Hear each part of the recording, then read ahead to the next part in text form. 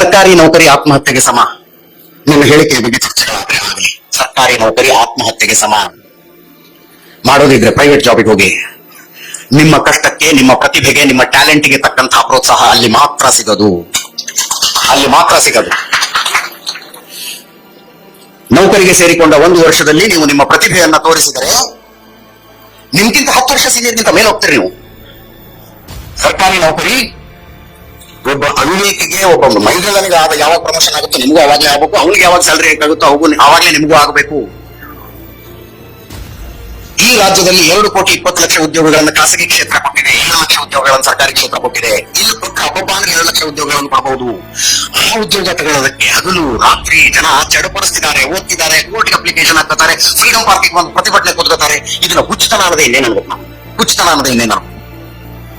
ಹೊಸ ದೇಶದಲ್ಲಿ ನಾವು ಬದುಕ್ತಾ ಇದ್ದೀವಿ.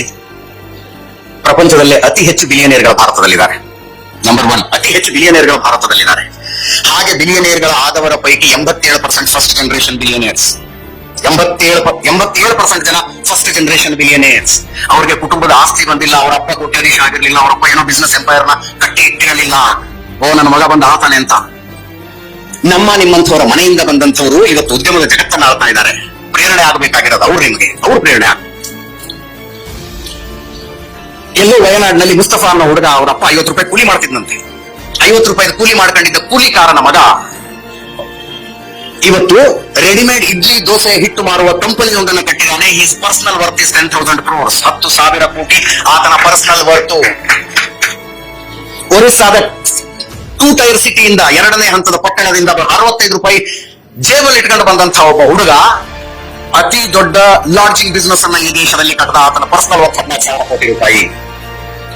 ಆತನಿಗೆ ಜಾತಿಯ ಹಿನ್ನೆಲೆ, ಈ ರೀತಿ ಸಾಧನೆ ಮಾಡಿದವರಿಗೆ ಜಾತಿಯ ಹಿನ್ನೆಲೆ ಇರಲಿಲ್ಲ, ಕೌಟುಂಬಿಕ ಹಿನ್ನೆಲೆ ಇರಲಿಲ್ಲ, ಶೈಕ್ಷಣಿಕ ಹಿನ್ನೆಲೆಯೂ ಇರಲಿಲ್ಲ. ಅಂಥದ್ದೊಂದು ಜಗತ್ತಿನಲ್ಲಿ ನಾವು ಬದುಕ್ತಾ ಇದ್ದೀವಿ. ಆ ಪ್ರೇರಣೆಗಳ ನಿಮ್ಮಲ್ಲಿ ಬರಲಿ. ನಾನು ಹಾರೈಸೋದು ಅದನ್ನ.